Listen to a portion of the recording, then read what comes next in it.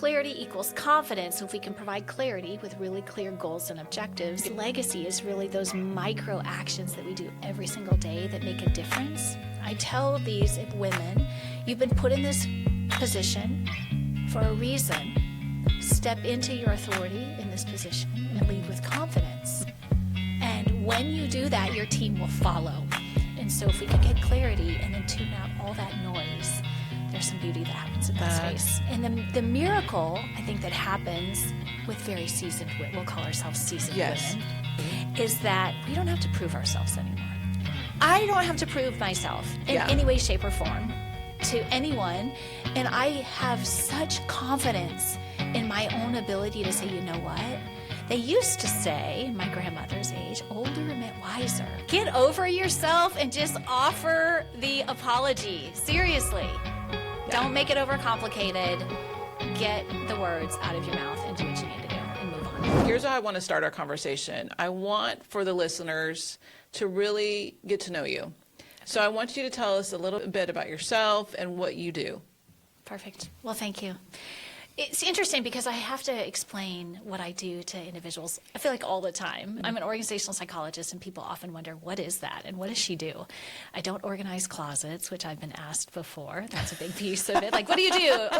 Organizational psychology would have to be all about organizing things, but it's really about organizing people. And so I really help leaders stop treating the symptoms within their business and really get to the systems that might be presenting some challenges for them. So a background in organizational psychology really is using a business type MRI, much as if you'd gone to a diagnostic medical specialist to look inside your business to understand what's going on there.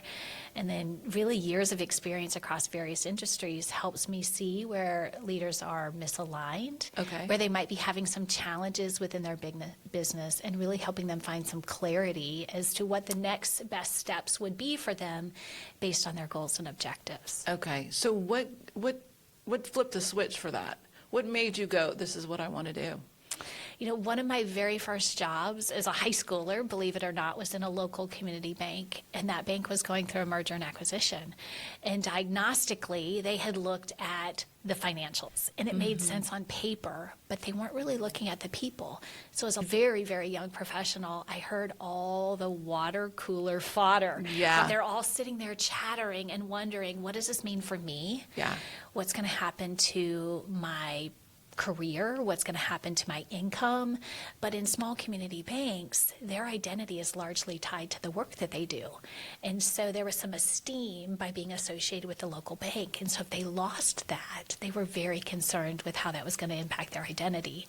So I started thinking about, wait a minute, it makes sense on paper, but it really doesn't make sense for this organization based on the people component. And that spearheaded me in an amazing direction of just really looking at people in businesses and the implications of those things. Wow. Okay. So clarity. Clarity is, I think, one of the key words right now we hear a lot about. And I think about how someone that is going in transition in life, right? They want some clarity on their next steps. Some of those things I think about with that is, what is it that you can do that helps them define that clarity? Because I think clarity is defined by really looking within ourselves. Am I right? Absolutely. So elaborate a little bit on that. So I say quite oftentimes that clarity equals confidence. So if people can really see clearly what their goals and objectives are moving forward, it could be, I help a lot of business leaders determine what that clarity is, but also that translates into their personal lives, because there's kind of a ripple effect that happens between what we do on our day-to-day basis for those 8 or 10 hours a day, and then how we show up at home if we're exhausted or we're just tired. And so if we lean into that clarity piece of really clearly thinking with intention about how we're going to show up in those business spaces, leads to that clarity and confidence when they get home at night too. So clarity equals confidence. So if we can provide clarity with really clear goals and objectives, Yeah. and then empower them to be able to make those decisions, so many leaders feel like their hands are tied a little bit, Yeah. depending on who they're reporting to, what the economic uncertainties might be for some of those decisions, that they don't have that confidence to be able to do that. So let's get them some really clear clarity, Yeah. and then provide some confidence in the direction that they're moving forward. Wow, okay. So when you have, somebody comes in, they've got clarity now, they've got purpose, Yes. they really feel like they've got a definition of who they are, that later on in life you get to this place of legacy, and you want to define your legacy and build a legacy. So I think those are encouraging words that I think you can pull from to be able to say, what is it that legacy is for you, and how does someone build that? So many people think of legacy at the end of their life. It's a retirement party, or it's unfortunately a funeral, and we're talking about how this person impacted us. But we really need to change the way that we think about that. That legacy is really those micro actions that we do every single day that make a difference for the people around us. And so it's how we speak to others, how we lead with confidence, and our ability to really make a difference. Legacy it's going to happen regardless. So it's either going to be, it's not an option. Right. We're all leaving it every single day. And so are we doing that with intention, or is it happening by accident, based on not really thinking through the impact that we're making on the people and the businesses? And sometimes I think good legacy does happen by accident, because you do think about how you can we're such an outline people. Anybody that's kind of in that business mindset, you've got an outline, you want to follow it. And sometimes the good stuff is in the behind the scenes, the things that Absolutely. are not planned out. Yeah. And the ideas come and you think, oh, this is good. And I find that with legacy, we've been talking about that a lot here on this podcast too. It's just, how do you want to be defined? What do you want people to say about you? Because even we've had loss in our families. You probably had loss in your family. Like when you go to these memorial services, you go to these funerals, you hear about people that were impacted by that person that had passed. And I think no matter what career, no matter who you are, legacy is what you leave behind. Yeah. And that is such a key piece, I think, to all of what you're building here. You're Absolutely. helping somebody define who they are, because they are missing that piece of clarity. But when they have clarity, like anyone else, we can run with a purpose. And so when we have that, we are able to leave a lasting mark. Absolutely. Right? So I think with legacy piece, is there anything else that you would want to say about that? I think, again, just being really intentional about how we're showing up. And I love that you say sometimes it happens by accident. I have 4 kids. They remind me quite frequently of things that I've said that had an impact on them that I don't even remember. So I wasn't even being intentional in that moment, but it did happen by accident. So just thinking through and living and being our best self every single day, beyond ourselves, and thinking about how that impacts those other individuals. Yeah. And you grew up in a multi-generational family farm. Yeah. Right?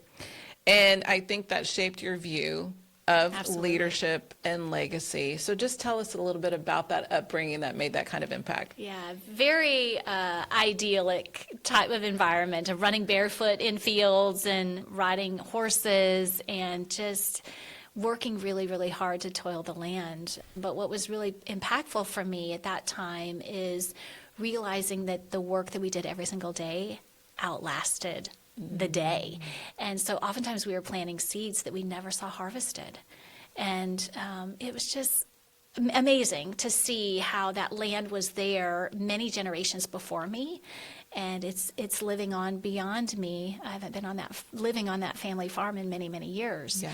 So to really start thinking about that the impact that we have while we're there outlasts us. Yeah. And so you start to think about toiling and being servants of whatever we are called to do in that moment, and serving the business or the community or the land in a really way, and thinking about what we're creating that's going to outlast us.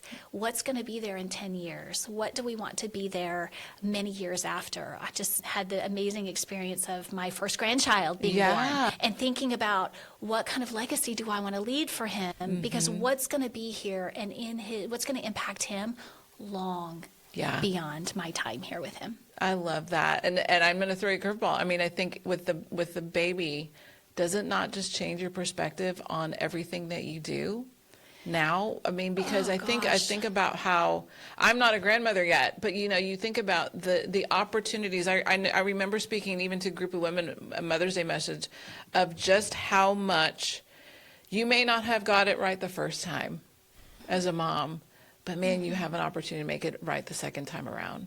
And I think that's such a huge difference. So this new baby, what does this look for you now? What does this mean? Not just mean, but I think, well, how does this look? How does this impact the work that you do? How does this make a difference in the work that you're doing?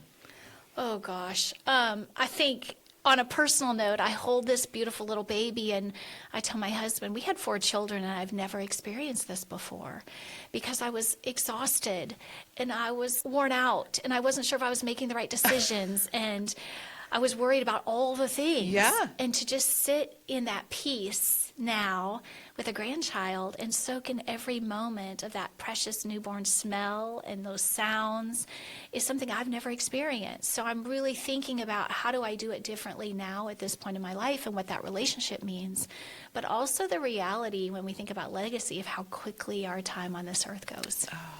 And I wake up every day thinking, how did I get here? This has been, they tell you it goes so quickly and it really, really does, but really thinking about intentionally what my children and my grandchildren will say about my time with them. Yeah. And I want to be, again, intentionality is a key word for me and showing up every single day to try to make a difference in their life because I know that before I can even imagine it on the second half of my life, they'll be remembering me. And what do I want them to remember? Yeah. So holding that precious new grandson is just the reality of life and how fragile it is, how quickly it passes, and how do we want to be remembered for the impact that we make. Yeah. Okay. So you have a leader that's come to you and you hear her conversations. She's downloading to you basically where she's at in life.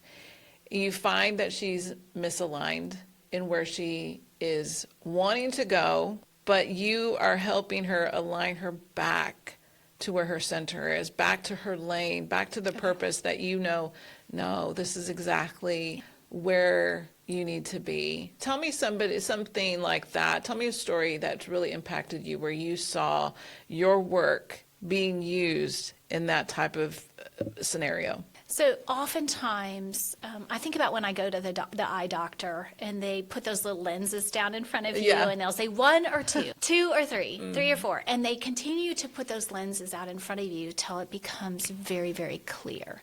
So a lot of times I'm going into those leaders and they're on 1, right? It's blurry. And they're so overwhelmed and oftentimes overworked. The workforce is changing, and so I really see a lot of leaders that they're overwhelmed. Yeah, they're really overwhelmed. There's so much work to do, and their eyesight is blurry. They don't have the clarity. They're not sure of the direction that they should be leading. Sometimes they're getting information from their board or the directors or whoever they're reporting to that is not providing them the assurance that they need to lead with confidence. And so we just keep flipping those lenses until it gets really, really clear for them as to the direction that they should go. And that clarity gives them, again, that confidence to be able to stand boldly in their presence, to tell that board of directors, no, this is the direction that we're going. Yeah. And this is how we're going to be leading this organization. I tell these women, you've been put in this position for a reason. Step into your authority in this position and lead with confidence. And when you do that, your team will follow. If you don't have the confidence to lead, neither will your team. And so there's so much power and beauty, not just power, but beauty in leading with confidence, clarity in knowing the direction, very clear priorities moving forward, and then have a team that knows and believes so wholeheartedly in your leadership. And so, again, getting those lenses just right so the leaders have the clarity of which direction that they should be going is a beautiful thing to see. Wow. You talked about overwhelm. You just said a little bit about that, and my light bulb went on, because you said so many of us are overwhelmed. We live in a society, in a world where we are supposed to do this, go that direction, do it at 10 times, 10x it, be the best that you can be. And you and I are the same age. So it's like we grew up in a generation where you can go and conquer the world, do the best at your ability, do the things that you want to do in it, and do it to the best. And so I think about how much we have lived in this pressure of performance, of production, and producing. And I think about how we ask ourselves why we're overwhelmed. We'll think just those three things. Yeah. We are constantly doing, and then you want to throw in the mom hat, you want to throw in the wife hat, you want to just throw in the friend hat. So there's so many things that I think encapsulate us enough to go, I am overwhelmed. Mm-hmm. So you have a professional woman that's over here going, I want a new direction, but yet she's got so much overwhelm just in where she's at. For me, how do you, and I don't think the word is a solution or solving a problem, but how do you weed, because we talk about you being the farmer, right? And you see the seed. How do you remove the weeds, if you will, of overwhelm to be able to see the seed and be able so that she can bear fruit? Does that make sense? Oh, it's beautiful. Yeah. Yeah. I'm thinking a word that I hadn't used prior, but has really come to the forefront in the last couple of years, is overstimulated. And we hear that more and more because there's so much coming around us and at us every single day. I don't remember ever being overstimulated as a young mom. Now I hear, or as a young professional, and now I hear that all the time because we're constantly being barraged by all these opinions, all this information, all this pressure, all the woulda, coulda, shouldas, might have, needed to, wanted to.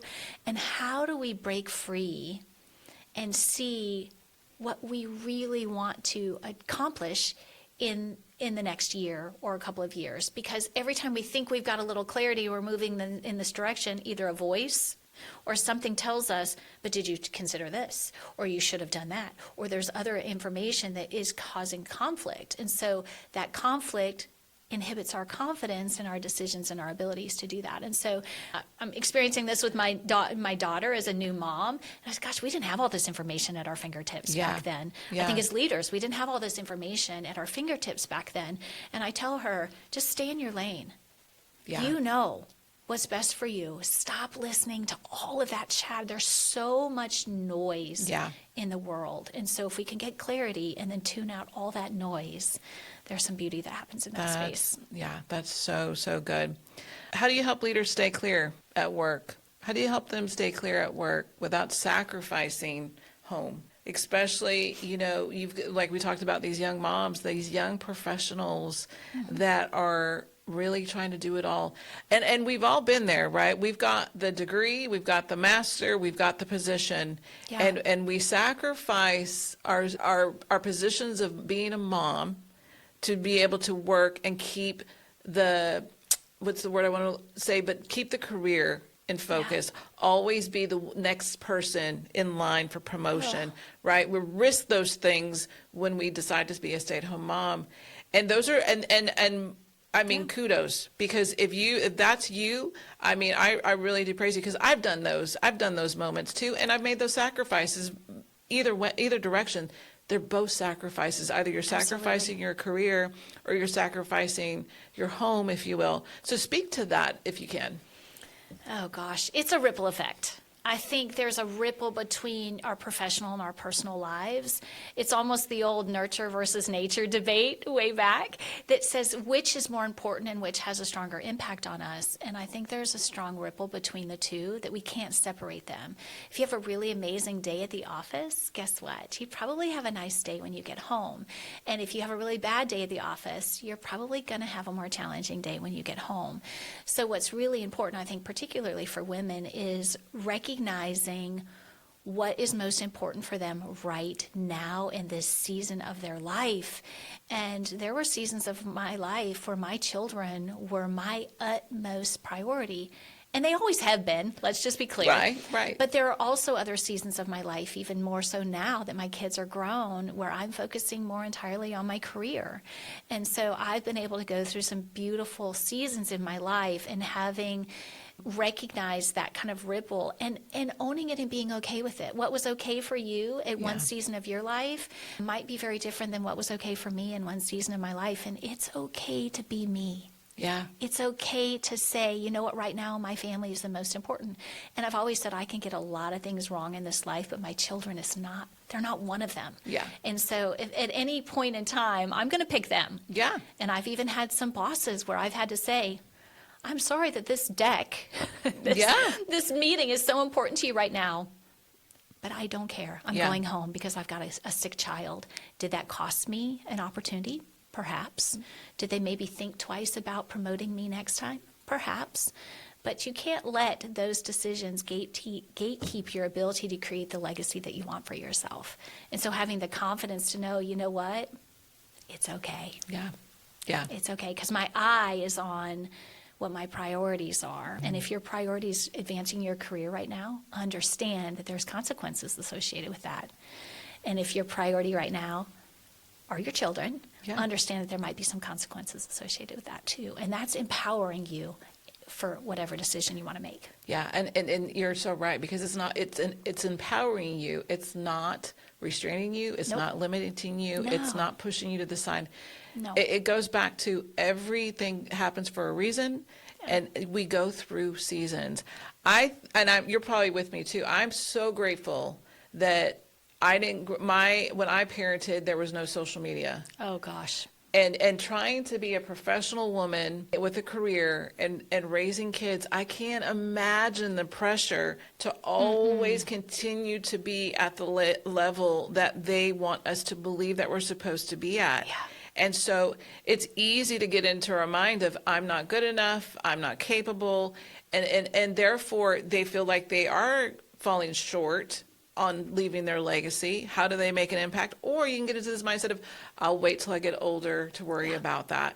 So I find, especially for this year in 2025, that's kind of where I feel people are at, because of this busyness, because of the constant producing and productions of things, and always wanting to be the leader of the pack. I mean, I don't know how many times, you probably included this, like how many videos you can watch, how many people you can listen to, how many conferences you can go to, how many engagements you can be at, and yet you feel like it's either not enough or you're doing too much. And so it's that middle ground that I feel like we're not seeing in 2025, because we're either all in or we're all out. Yeah. So talk to us a little bit about that, what you're seeing in 2025. Oh gosh. What a fascinating and very challenging year, right? But I think it's the year of decisions. There's so much noise out in the world. The economy, there's challenges with the economy. The workforce is changing. Generations are watching. So many different generations are watching what we're doing and how we're responding right now. And so really having the confidence to make a decision about who I am, how I want to show up in the world, and really emboldening women and leaders to have the confidence to just make a decision and say, this is who I am. I'm okay with who I am right now, or this is the decision that this business is going to go this year, and this is how we're taking it.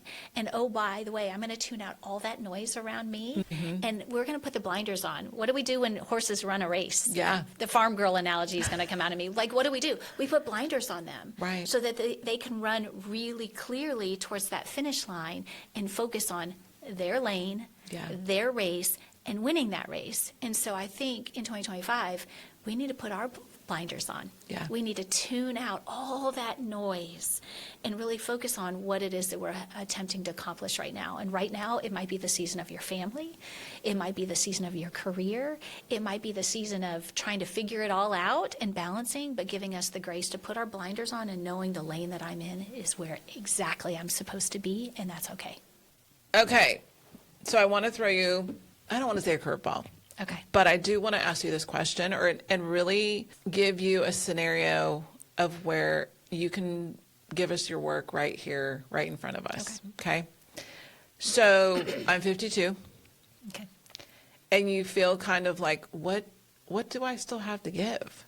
What is my purpose? How do I figure this out? Because I do need clarity, and I do want to have a defining moment of this is the next steps that I need to take. So someone like myself who really needs some clarity really needs to understand her next steps, that she doesn't feel like, time is falling short and everything else is wasted. How do you talk to a potential client like that, that's in that pocket? Yeah, so I think the first thing is tuning out what society tells us about women in their 50s, is that we're like kind of, I don't want to say washed up, but our time has passed. Our prime is gone. We're a has-been, a never was, a whatever we're feeling in this season of life. And I always say that you're so beautifully seasoned. You've had scars, you've had setbacks, you've had successes in your life that have really prepared you and trained you for the season that you're in right now. Mm-hmm. And there's so much power in stepping into that seasoned time of life and accepting who you are and where you're wanting to go moving forward. And so there's a lot of power in just acknowledging, tuning out, and saying, you're so beautifully seasoned. And the miracle, I think, that happens with very seasoned, we'll call ourselves seasoned women, is that we don't have to prove ourselves anymore. Yeah, so good. Thank you. We are beyond. I think about early in my career, and they asked me to do something. They said, Tammy, jump. And I'd say, okay, how high? Yeah. And now I'm like, there's no way I'm jumping. Yeah. And I might have some words that go along with that. I would right? make a joke right now, but I won't. I know, right? I was trying to catch myself, like, okay, what should I say and not say? But I don't have to prove myself in any way, shape, or form to anyone. And I have such confidence in my own ability to say, you know what? They used to say, my grandmother's age, older meant wiser. Mm-hmm. We don't have that same level of respect for our elders in this day and age, but there's so much confidence that comes with that. So what we need to allow women to do is step into that confidence with some clarity. So my work really helps men and women find clarity, because I believe that if we can find clarity in our jobs, in the work that we're doing every single day, that clarity shows up and ripples into their personal lives.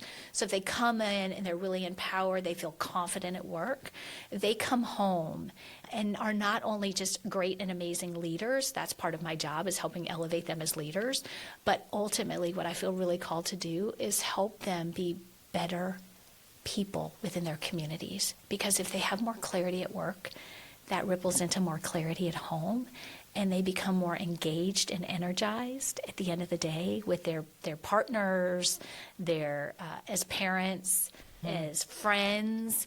It's old kick the dog syndrome, right? If you have a really bad day, you come home, and my kids, they might have done something wrong, but now they've done something really wrong because I don't have the right frame of mind to be able to handle that and react appropriately. So I really want to set them up with intentional, let them step into their confidence and their boldness to lead at work, because I know that that'll translate at home. Do you have a client story that actually can say, this is where he or she was at, and by working with you, this is kind of where they're at today. This is this shift, if you will, to be able to go, because I hear what you're saying. You're basically saying, I'm working with people that are leaders, that are in a position of authority, if you will, and sometimes they lack that confidence to actually relay that authority, be influential in their authority. And I think that's what you're saying, is you are wanting to make that mind shift of understanding what they hold and the value that they can give because of the position. Am I right? Absolutely. Absolutely. And having the confidence in that, because society has been telling us, again, that we're older, we don't have as much to offer, we're maybe not as technically savvy, we might have certain challenges, or maybe a little old school. I like to write things down, I'm not putting it in my checklist, right? Yes, like all these things that are telling us, instead of really seeing the value, the experience, the breadth of knowledge that we bring into the workforce is a critical component of success. to any organization. And so helping leaders step boldly with confidence into the clarity of their business will translate into their personal lives, I think, in a really, really powerful way. But emboldening them to say, this is who I am with confidence, and this is how I lead, and this is how I'm going to intentionally leave a legacy within this organization, and tune out the noise. There's, again, so much noise about not being good enough, whatever it might be, that we begin to doubt our own confidence. And so one of my experiences, to really answer your question, is I've worked with a longtime leader who's at the late stages of his career. He's, excuse me, in his later 60s, and he's on the cusp of retirement, but he doesn't want to retire. Yeah. He doesn't know who I am. Again, we get back to a lot of identity work, but he doesn't see who he is beyond what he's done for the last, 45 years. And he's not ready to step into that retirement phase. So we've been working a lot in his identity to help him understand what he brings to the table, because the environment around him keeps telling him, you should retire. You're too old. You need to go on and do something else. And so he brings so much breadth and experience and knowledge, and is so valuable. And the younger professionals within his organization are saying, but you're old, you don't know how to run this technology app, or you don't know how to do this, and the industry's changing, and you're washed up, and you're not staying with the times. And there's so much knowledge. So what we did is worked really intentional to help him pull into his strengths, because I'm a big believer in strength-based philosophies, and leaning into all the strengths and how he shows up, and giving him the confidence to show up every day in those strengths, and understanding that he might have some opportunities that he could potentially work on. But at this phase of his career, having the confidence to know it's okay. I don't need to know how to do that. I don't want to do that. And that's how I'm going to hire these other professionals to serve that part of this business model. So now he's stepping into this confidence that he always had in his career, but has really been more recently framed based on a little bit of ageism. And trying to figure out what this retirement thing that's looming over his, and society's telling him, and his industry's telling him he should do these things. And he's like, but I am so viable and bring so much to the table. And this is my life's calling at this season of my life. So stepping into his strengths, understanding what those are, the value that they bring to the table. And then with that is the clarity and the confidence that he can spread that within the organization when he shows up every day. That's so, your work has to fulfill you. Your work has to allow you to feel like you are making an impact in this world. You really are. I can tell. And I think, and kudos to you, because I think that is such a necessary piece of the puzzle, especially when you are a professional in your career and you've been doing it for a long time. And it is, you feel like you can be put out to pasture really easy and really quick, because you think about it, 60 is not old.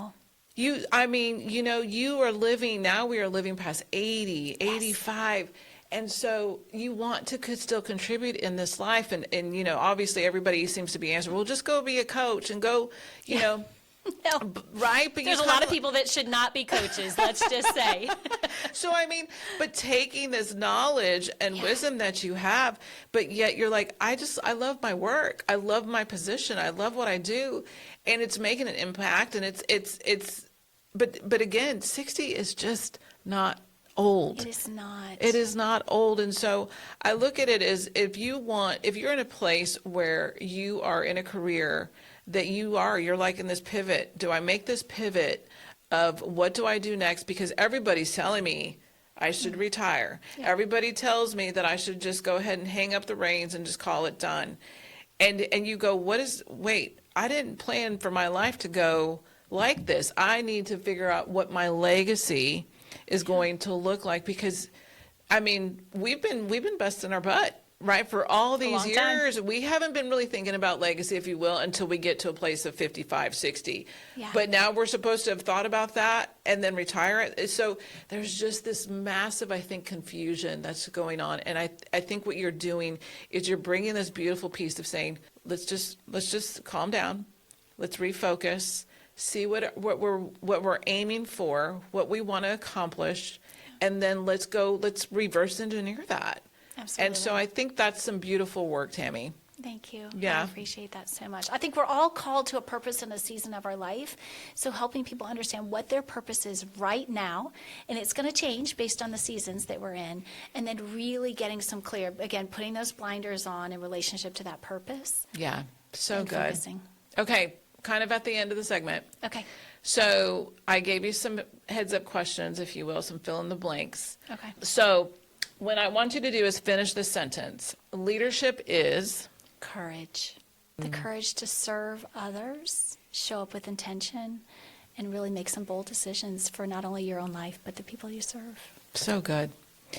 A meeting is good when... Well, there's a lot of answers I could have for this because I have very strong opinions about meetings. But I think it's alignment. When those individuals who are called to be in that meeting walk out with alignment as to what's next, what their purpose is, and what they need to be accomplishing. That's good.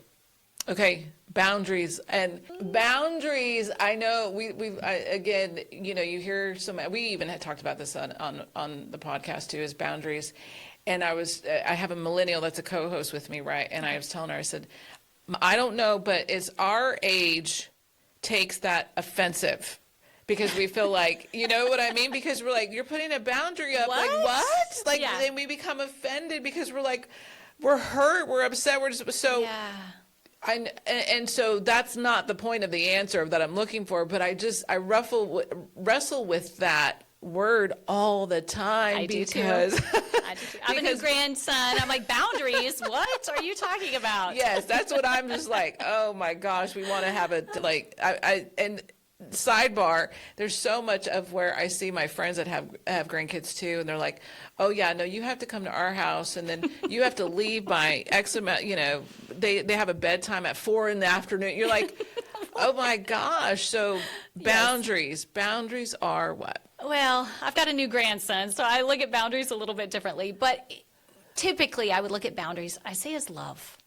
And the reason why I say as love is because you need boundaries, which we're reframing in our own generation about that. But I really think we need them to protect our own time, our energy, and our purpose, especially in the workforce and even in our personal lives, of really being able to say, this is what's important to me for my time, my energy, and my purpose, and being okay communicating that.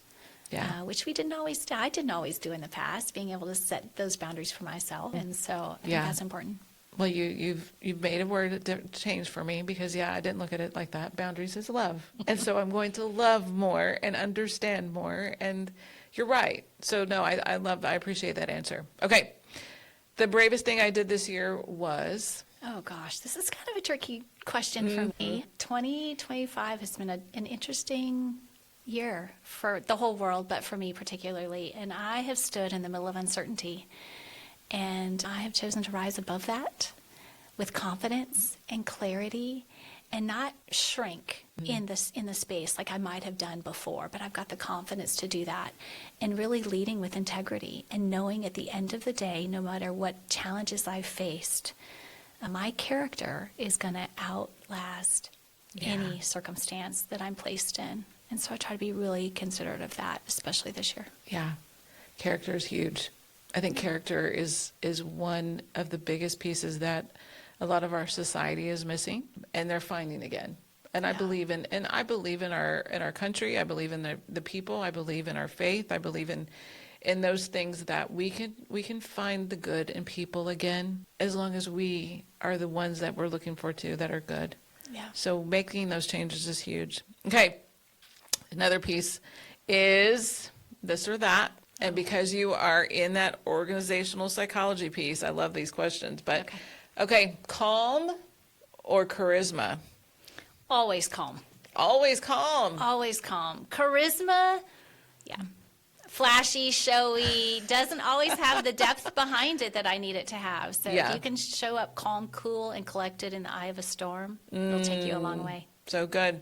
Process or people? Organizational psychology, process or people? I'm going to tell you it's people.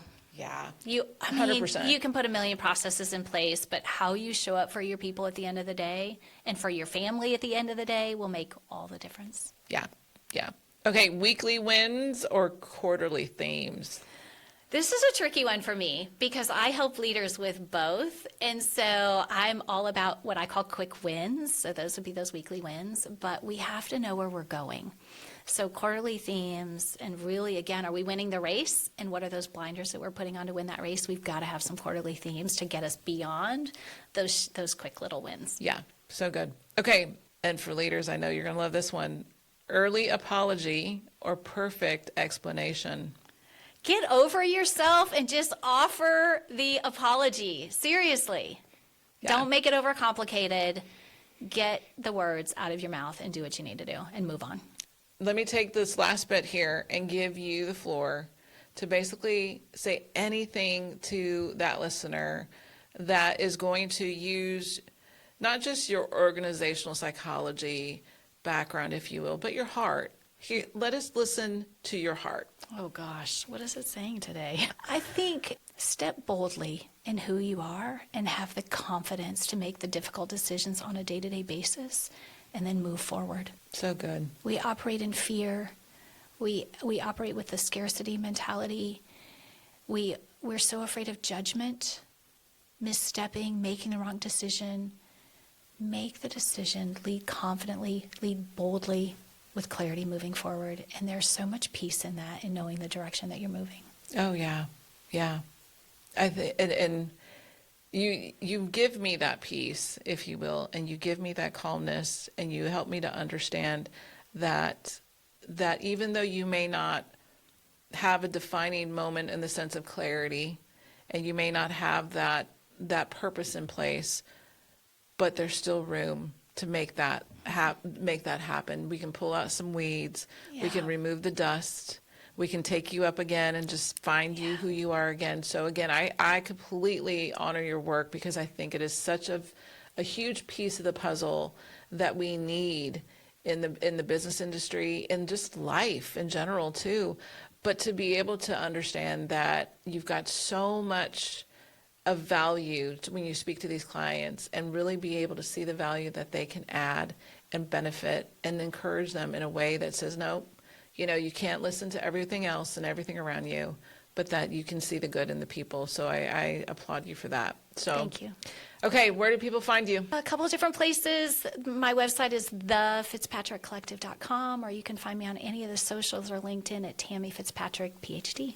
Awesome. We'll put it down below in the description. But thank you so much for Thank coming you, and being a part. And I hope those of you that are listening have gotten blessed. And really, I know that you are going to be continuously blessing people and really moving them forward. So thank you. All Appreciate right. you having me today. Awesome.